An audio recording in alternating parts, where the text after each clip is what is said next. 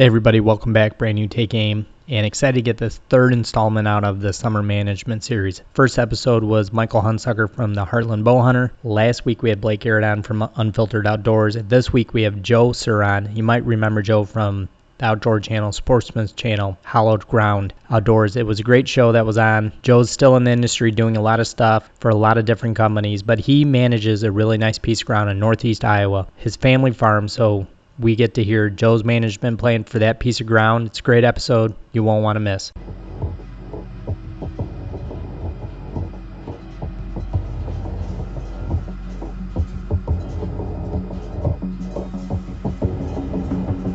All right, guys, we're live. Brand new Take Aim Outdoor podcast exclusively on the Unfiltered Outdoor app and on iTunes. But excited to speak with Joe Sir today out in Iowa. How you doing, Joe?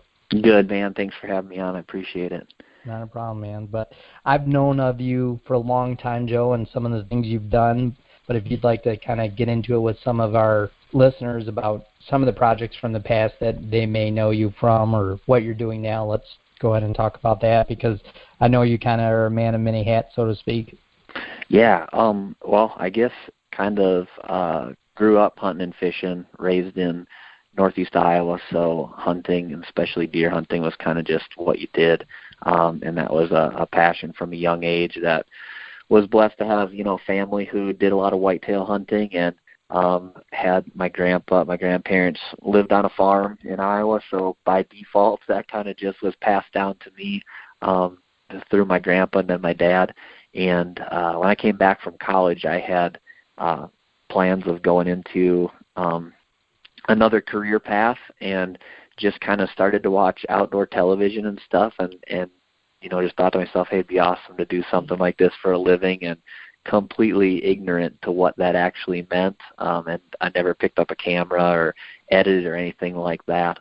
Just started doing it for fun, and super long story short, one thing led to another, and we started Hallowed Ground television show, which I think we were on the air for about 6 years or so. And through that, just started making different connections and doing a lot of work on just the production end of things. And it just kind of came a time where that outgrew the need for the production, outgrew the show, and made sense for my life where I was at with 4 kids and a family and stuff. It just kind of made sense to go that direction. So for the past 4 or 5 years or so, been focused mostly on our production company, Risen Media, and just creating content and working with some great clients in the outdoor space. Yeah, for sure. I've known of the previous show for a long time. Was always a big fan of you and the show, and always liked what you did creatively. I thought you guys were, you separated yourselves from everybody else on the market very well, and just always enjoyed the show. It was fresh and different, and and I enjoy what you do now. I watch a lot of your, like Instagram posts and Insta stories, and you still have that creative edge, which I really like, and you just do a great job. So kudos to you, Joe, because I appreciate the good content you have put out for a long time. Oh, thank you. Not a problem. I would like to talk about kind of just your home farm and what it's like, and some of the habitat stuff you do there. Yeah. Man, that's a big question. There's a lot. A big question, right? Yeah. That's right. But I think, as a hunter, you start off because you just plain love to hunt, and then, as you develop into more of a, the natural progression of a hunter is just harvesting something, and then trying to harvest, a trophy, and then consistently harvesting a trophy. And I found throughout that progression of, as a hunter, one of the big things that you need is that kind of is the management aspect of it. And when I started off hunting, I just watched hunting television shows, and people in southern Iowa are killing giant deer every single year, and I just kind of thought by default, like, hey, I live in Iowa, I bow hunt, if I just hold out, that's going to happen. And learned the hard way by a lot of years of passing, bucks that I look back now, I was like, man, I wish I would have killed that deer. Just realizing that there aren't big deer around every single corner, and it's not a matter of just getting in the tree stand and hunting in order to harvest one. So that's really where I started just falling in love with the management process. And then the more and more I got into that, the more and more that process has made the end result more rewarding. It really is, here on our home farm, it's something that we say 365 days a year. It's not obviously every single day, but throughout the course of the year, there's always something to be done, and it's never ending. And that's probably now the part of hunting that I guess I won't say I enjoy it the most. I enjoy killing deer the most, I will say that, but the process makes that end result so much more rewarding.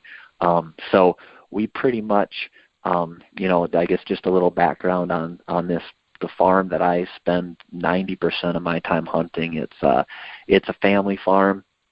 We're in Iowa, but with that being said, not all Iowa is created equal. It's kind of interesting how if you travel 30 minutes to the east of us, like a deer that we have that's, a 130s buck, it'll be a 145-inch buck. So it's not like just by default in Iowa you have giant deer. We have the potential for them, we have the genetics for them, but a lot of it comes down to just the landscape and how easy it is for people to kill deer and harvest deer, when they're 3 years old. So trying to get a deer to maturity has been a struggle for us because we live in an area where it's tough for deer to just disappear. And there's a lot of state land, and so when a deer hits, when a handsome 2 and 3 year old ends up getting shot a lot, which is totally fine. And I think that every single hunter, you shoot what makes you happy, and that's one of the joys of just hunting. But for me, trying to manage a property and try to get deer, to maturity to 4 or 5 years old and beyond, we had to, it takes a lot of work. So this farm is 240 acres. I hunt it pretty much exclusively because I enjoy the management process of it so much. I'd rather work hard here and kill a management 8-pointer and work hard for it than go and, just maybe sit somewhere else and kill potentially a bigger deer. I just like building that backstory and the enjoyment of the whole entire process. So for us, it's in order to be able to do that, it's really a year-long process of trying to do everything right from shed hunting, basically feeding right away after the season, and then going into shed hunting and food plots, and then everything working all the way back up into the season. If you miss any one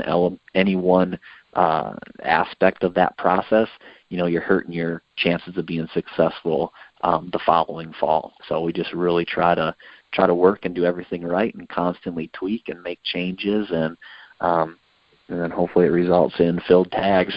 Yeah, absolutely. Joe, one thing I want to kind of touch on what you said was, well, for me, I'm kind of curious, what part or what county, if you don't mind saying, are you in Northeast Iowa? Wait, how many people will listen to this? All right, let me rephrase. Are you in one of the top 4 counties there in the Northeast? No, we wouldn't. Oh, okay. No, we wouldn't be. Okay. And it's just really interesting. I know that area is pretty good, and I was just curious because you mentioned that 45-minute drive, how it changes, and I just wanted to talk about some of the agriculture there in the topography of the land and how that changes county to county to where you're at and what it's actually like. Yeah, and where we're at, a lot of it is mile-by-mile sections, and the majority of it is just cropland. We're blessed on this property. We've got a river that kind of runs against us, so we do have some ridges and a little bit more, it's not completely flat, but we aren't in that Mississippi River bottom. We aren't in southern Iowa like where you mentioned, nowhere to hide, so to speak. Right. Yeah. Kind of like where I'm at in southern Michigan. It's flat and everything's a 1 mile square, which doesn't lead to big chunks of ground when they're 1 mile squares. So, sorry to interrupt you, but yeah. Yep, absolutely. That makes it hard, though, for sure. Yeah, but just another challenge. So you have a little bit of terrain that or topography that kind of goes up and down, and a little. You have any kind of water on the property, or is it mostly all ag? Yeah, we do. We have, and the property is like the area in general is flat, this property is, it's 240, and it's got a stream running through it, so it does have some good hardwood ridges. From a breakdown perspective, about there's a couple little farms on the property, and we live on the property as well.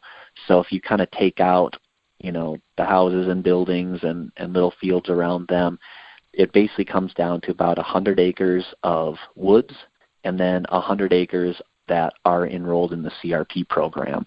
And then out of those, we have designated areas for food plots and stuff. But it's kind of a 50-50 mix between CRP and woods. So that's kind of it's a gorgeous property, and 240 acres. It's tough to manage because you can't keep a deer on 240 acres. But there's a lot of things that you can do that we try to do to hold them as much as possible to try to give them the best chance of getting to that 4 or 5 year old type range, and then all in the meantime keeping the property so that we can harvest those deer as well on the property. One thing I noticed you just said there, Joe, that, excuse me, that a lot of people I think nowadays really overlook is how important, and if you want to touch on this a little bit, it'd be great, but how important CRP is. And it just seems to be so overlooked now. But it is, to me, if I can find a piece of ground exactly what you just said, with some hard timber or a ridge line that touches some CRP, I know where I usually like to be hunting, because it just makes for great cover and great bedding. But it just seems to be overlooked, and I think a lot of people's management plans just don't really quantify how important CRP is. Yeah. No, it's interesting. We actually just got done. We just re-enrolled everything this past year, and in the past, a lot of CRP had been the really high, tall switchgrass, where you could, literally get lost in it. And I've read some different things about how, a mature buck per square acre will prefer CRP over the woods. But now this new program that we're in is a little bit different. I'm kind of interested to see how it affects the way that the property sets up and hunts. I don't think it's going to have a major impact, but this pollinator program in Iowa has become really popular because of flowers and with bees and things like that. But with that being said, it's shorter grass. It's a lot more flowers. We're finding now this actually being our second year. Last year we had to keep it mowed. The CRP program is really strict on how you need to maintain it, which is a constant work. But it's now getting to about chest high. So we're finding where we used to be able to look out and glass and see deer, the deer are starting to disappear. So it is offering that cover, but it's also got a lot of clover in it. So it's also basically added almost 100 acres of food source to the property. So before, where that switchgrass and stuff wasn't offering the nutritional benefits, so we could basically pull deer into our food plots. Now, when they're on clover and different things that they're browsing throughout this the pollinator program, they're out in the middle of fields too. So I'm kind of interested to see how it changes the dynamics of the property a little bit. A lot of people are like, oh, I can squeeze a food plot in here, I can squeeze a food plot in here, and they do it. And one thing that you have to realize, you have to look at it as a bigger picture, and at times, you can almost hurt yourself by putting in more food sources, because it spreads out your deer. And I think that the bucks that we want to kill are smarter than us a lot of the times. That you end up playing at cat and mouse. You're here and he's there, and then you're there and he's here, and it goes back and forth. So kind of looking at the property from a whole every year and assessing, hey, what's our, what does it look like? How does it set up? Let's not just put a food plot here because we think that food is good. Let's put a food plot here and figure out the purpose that it serves and what wind we can hunt it on and how it works with the other food plots and the stands. And we're very low pressure on the property because it is only 240 acres. So when we hunt where is crucial. to making sure that we can harvest deer on those food plots. If we get in the woods too early or we hunt stands that we shouldn't be hunting when we don't have a great chance of killing, it trickle-down effects and can affect our whole entire season. So it's a big chess game, that's for sure. Yeah, it sounds like it. It always is on a nice-sized piece of property, and I do like what you said about the CRP. I really like kind of maybe this year is the year that maybe you see a noticeable change. You would think just naturally with, having some clover in there with now you said getting chest high or head high, 5-6 feet off the ground, that some of that CRP, that some of those grasses, that it's going to create, enough cover now for those deer to really feel comfortable and start bedding in there. But it sounds like a perfect combo.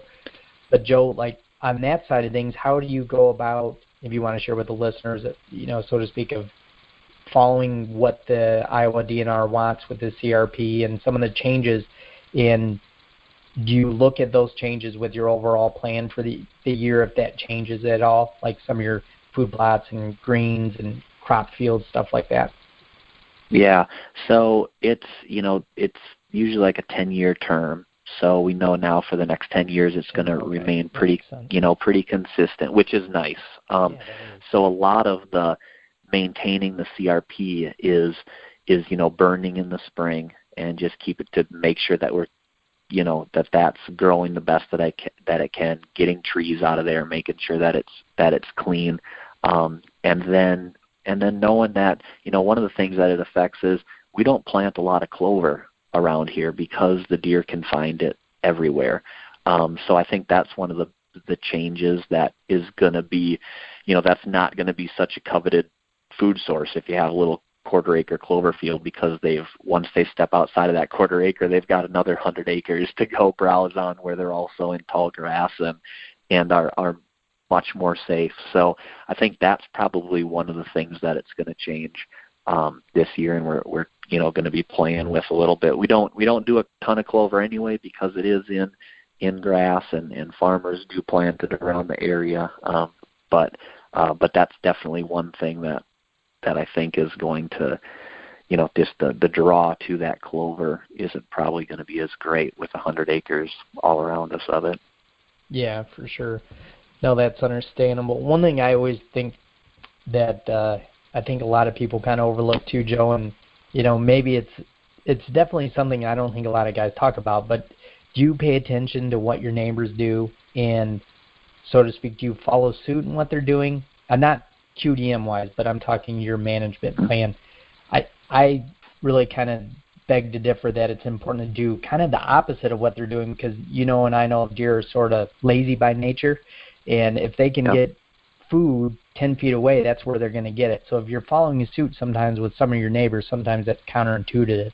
So do you pay attention to north, south, east, and west of you and what they're doing and how you kind of manage your place?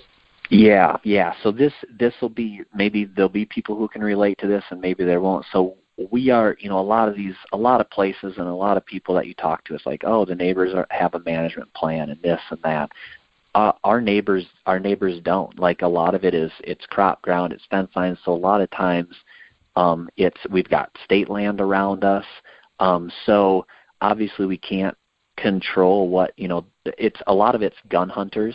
So people, it's just people with different, some people want to shoot trophy bucks, some people just want meat, some people don't care, they do it for the sport, so there aren't a lot. It's not like the neighbor next to us has another 240 and they have strict management practices and plant food plots and stuff like that. We don't have that around here. So for us, a lot of it is when we look at what the neighbors are doing, it's looking at what can we do to pull deer in during gun season, or to create habitat that mature bucks want to be in so they have a safe zone when gun season comes around. Or the state of Iowa does do a good job of planting food plots on some of the state land, or at least around here they do. So a lot of the larger chunks of state land will have typically corn food plots where they'll leave some acres in corn. And obviously we aren't going to I mean, we're going to plant corn no matter what as part of our food plot strategy.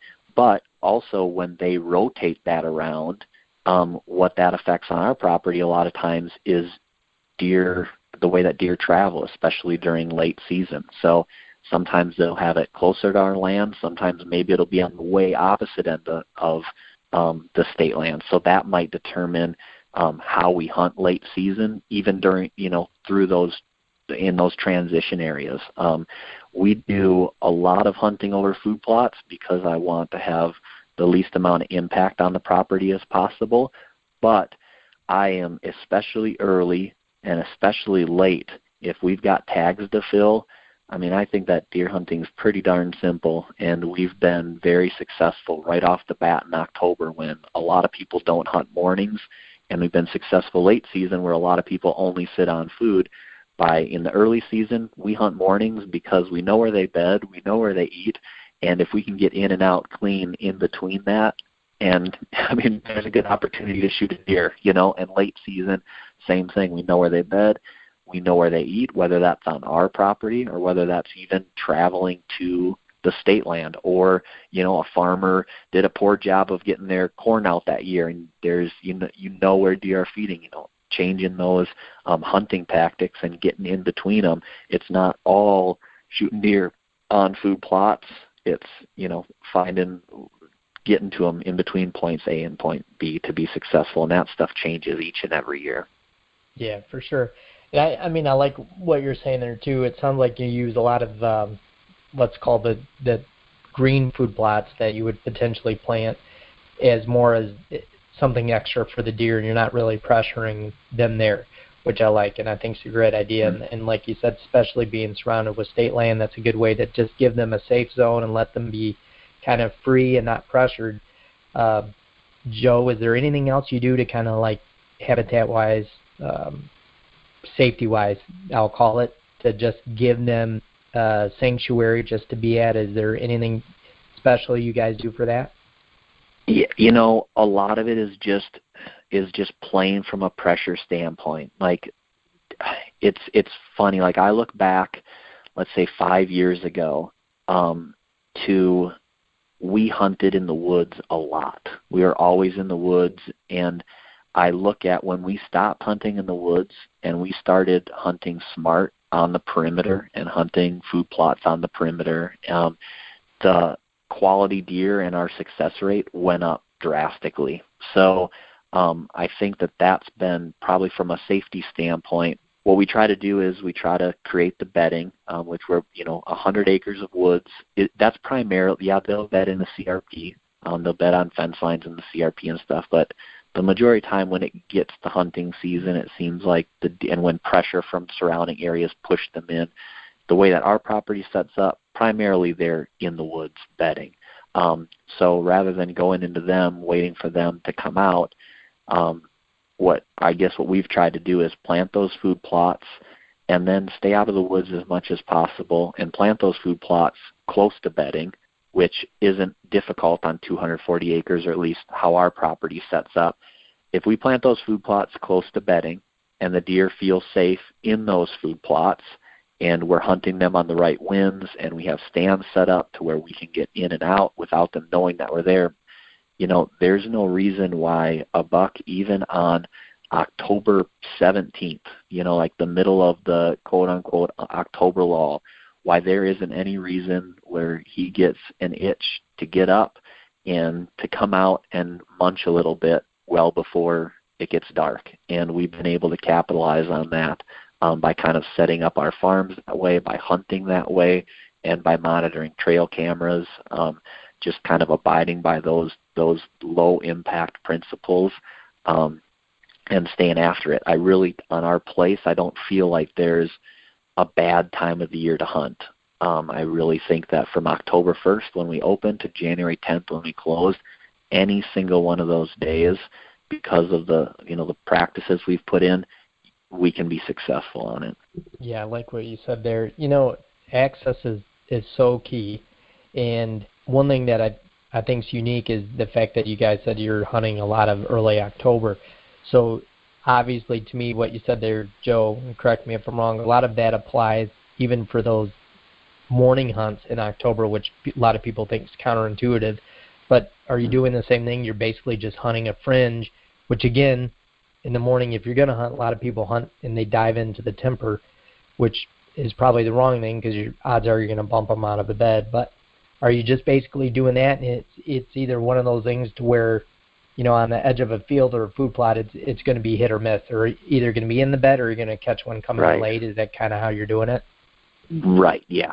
Basically, we've got a couple of unique spots on the farm, and one actually is in the timber, but it's not where they're going. I mean, just historically, it's not where they bed. So typically, it is, you're getting outside of what you're leaving on the ground scent-wise, which one of them we can street. It's sneaking right through the creek, straight up a ridge, and you're there. And on a certain wind, you can get in and out completely, I feel completely undetected. You don't impact the deer movement at all. And if you kill something, then you don't have to worry about it anymore. So, right.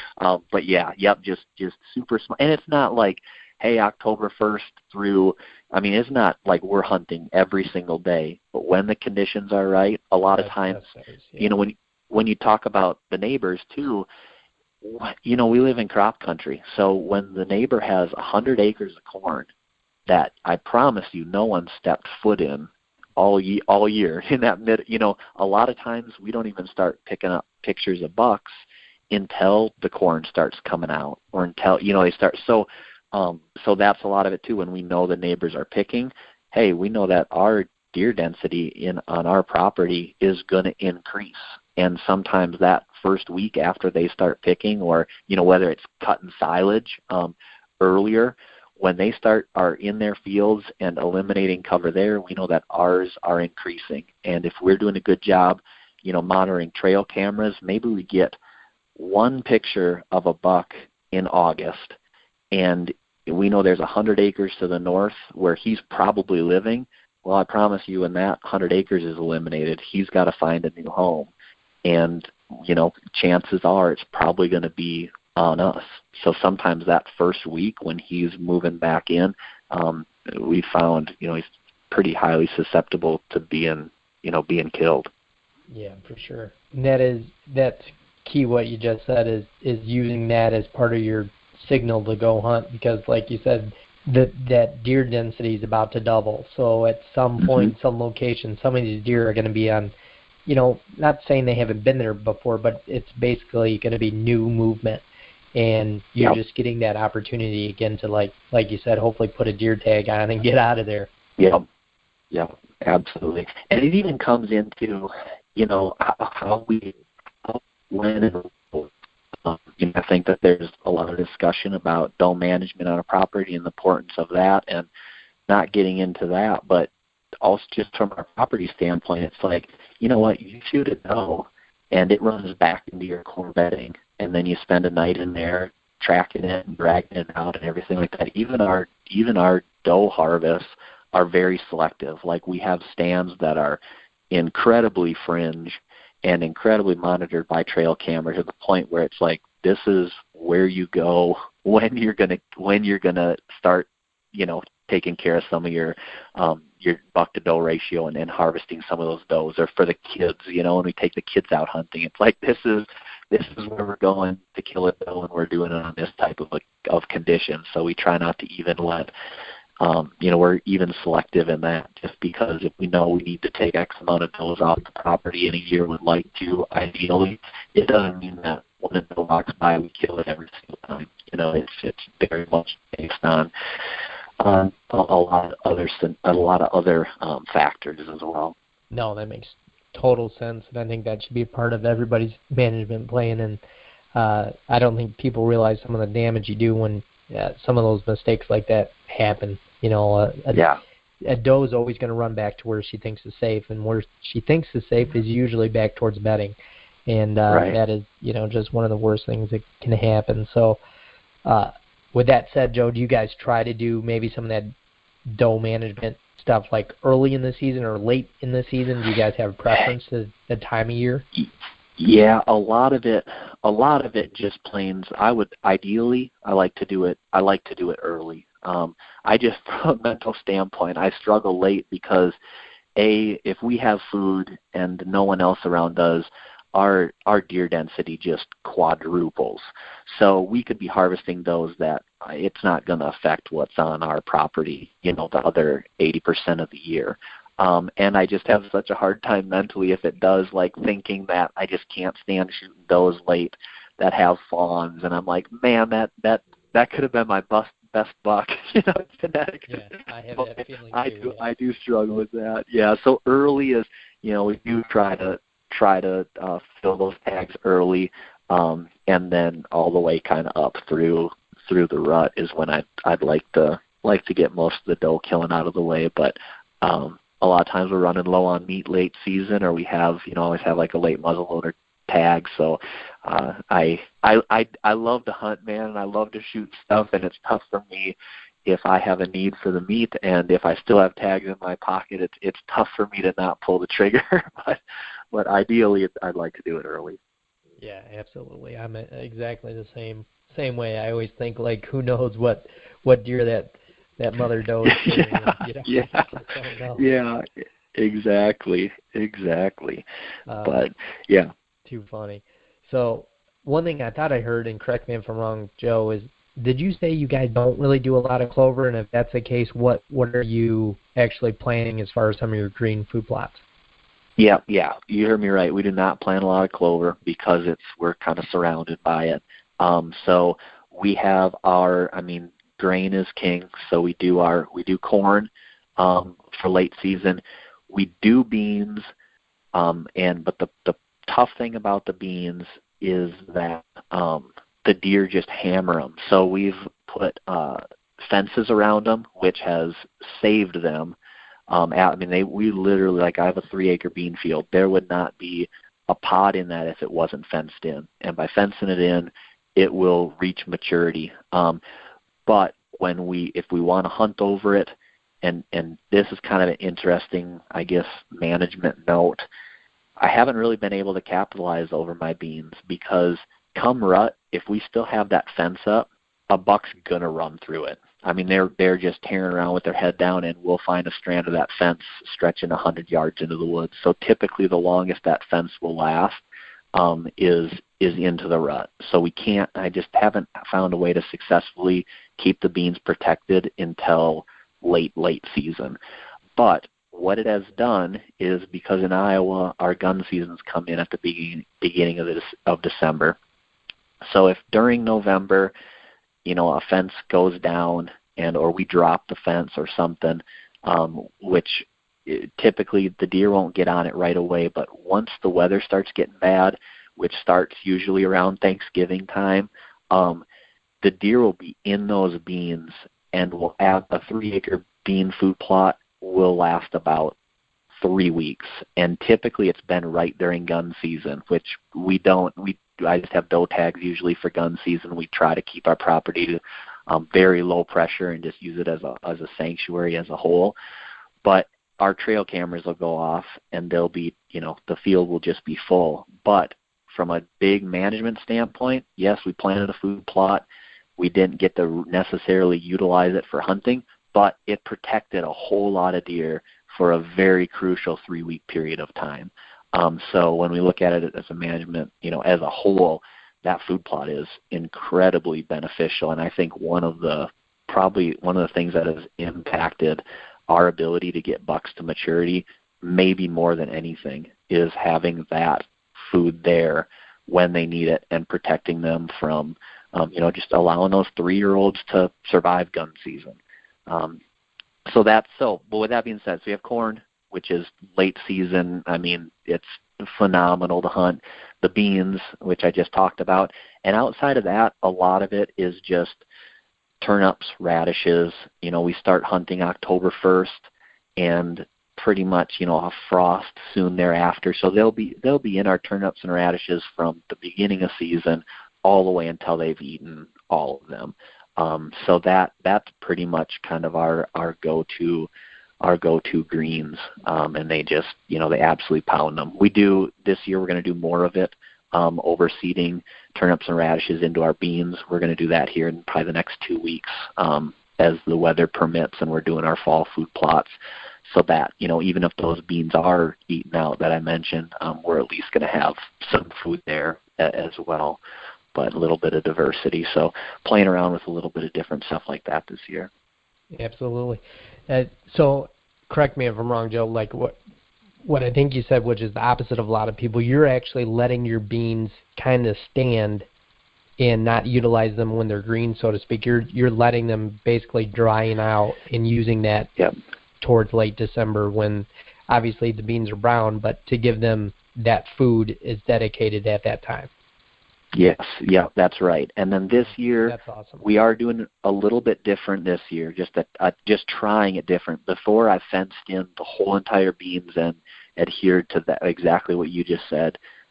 This year, we've split it into two different spots to potentially drop one of them a little bit earlier and trying to hunt it while it's still green, kind of right off the bat, or utilize it a little bit more to try to harvest something. Or, but otherwise, exactly what you said. We're kind of saving those. Yeah, I think that's super interesting, and super interesting to hear how you've basically made a statement that is legitimately saving your 3-year-olds and younger deer to maturity. Is surviving those first few days of gun season. And I can tell you, coming from a high-pressure state like Michigan, that's exactly what what we would love to do here. It just doesn't work because our gun season's in the middle of the rut, and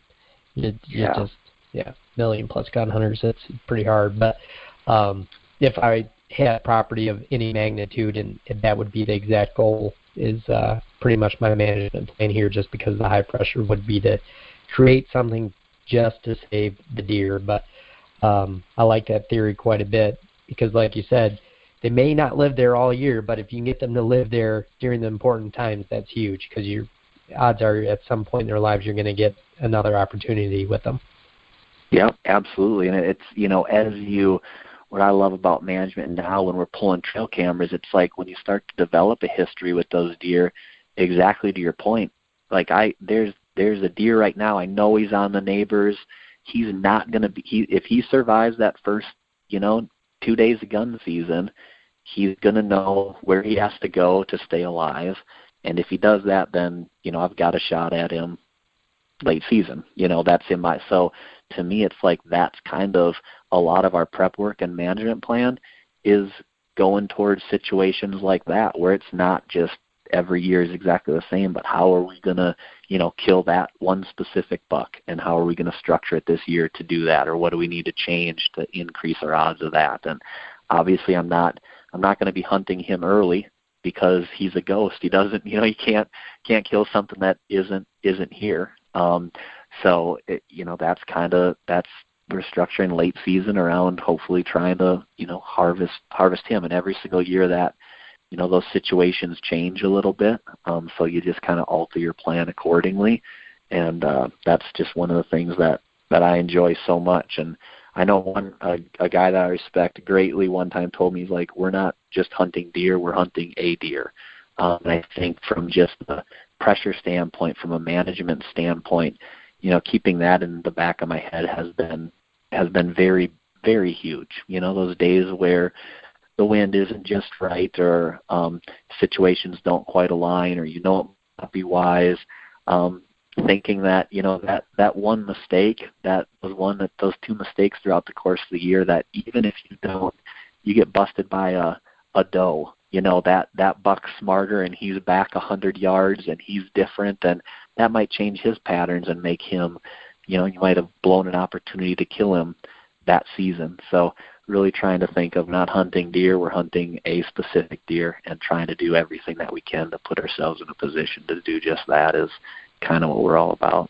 Yeah, no, that's well said, and probably a good way to kind of exit the podcast for today, but because there's a lot to digest there, but I think that's just a perfect way to end it, because you are hunting not just the deer, you're hunting a deer, and that's exactly such a good mindset when you're involving management plan. But do you have just small talk, Joe, do you have anything else planned for this year besides your place in Iowa? Yeah, I actually do. It should be a fun year. Obviously, we do a lot of filming, which is I love telling other people's stories too. But I'm going to be doing a New Mexico archery elk hunt. And then we've got New Mexico film and rifle. We're going to be out in Colorado doing some stuff with Fred Eichler on a project for mule deer. I think Saskatchewan whitetail. I think that kind of packs up the fall pretty quick. There might be another hunt in September, but and then just some tags here in Iowa and kids hunting. So we actually were going through the calendar yesterday highlighting when we're gone, when we're home, when season starts. And it's like, man, September, October, November, December are going to be a lot of days in the field, which is really exciting. Yeah, that's awesome. That a lot of exciting stuff, it sounds like, for sure. But I would love to, Joe, whenever you get a chance to have you back on the show, and then kind of follow up with any kind of success down the road here. I mean, a season's sort of already approaching, which is absolutely crazy. So much to do in so little time. It is. It's nuts. But yeah, I'd love to have you back on, and we can chat again, and hopefully do you have any target bucks for this year right now? We just started. We just put cameras up and just had our first pull, and got a good deer, one that we had kind of expected to see, and outside of that, nothing yet. So we'll just kind of, as we start to hopefully pull in a couple more, and that's another thing. Like I typically don't get deer where it's just like, oh, they're on this camera all the time. It's like, hey, we got a couple pictures of this one deer. And, at some point in the season, that's probably a deer that we're going to end up seeing. And if we have history of him, then we kind of can anticipate when we may see him where. So, a lot of time still remains here in this last month of trail cameras as things start to shift and stuff. But there should be some good ones around. Seems like there always is. And if there isn't, and we do our job with the food plots, hopefully we can pull one in. Right, absolutely. Yeah. Sure. Yeah. Well, let everybody know, Joe, like where they can find you social media-wise, or. Yeah, I think Instagram's probably the best. Joe.Sir is my handle, and we're trying to do some management, keep people up to date on what we're doing, and as we go into the season, I think our goal this year is to get out a lot more content, video content, and hunt films and things like that. So, yeah, I would appreciate anyone looking me up. Yep, absolutely, and definitely look forward to talking with you again, I should say. And I apologize to all the listeners. Like, I am dealing with the worst allergies today, and I'm having a hard time talking. So if I sounded ridiculous, I apologize. I'm having a hard time spitting out words, and I've been fine, for weeks, and just today has been absolutely dreadful. But anyways, Joe, thanks so much for your time, and looking forward to chatting again. Yeah, thanks, man. Thanks for having me on.